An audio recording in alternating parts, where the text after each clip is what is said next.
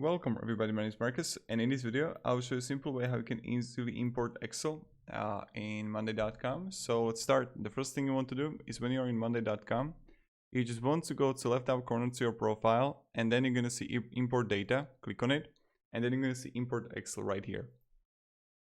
Get your sheet from Excel, yes. You do want to drag it and upload it. And let's customize our new board.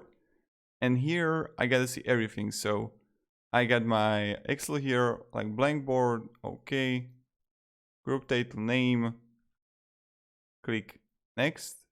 Like this is my first row, or like this is the first row, whatever. First column. Now I can simply status, this is like the text. Status, this is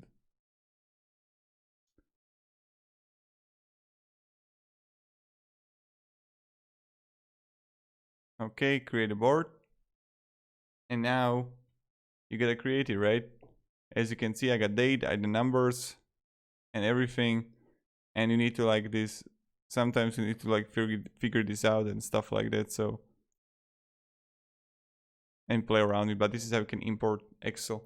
Thank you very much everybody for watching, and have a great day and goodbye. See you.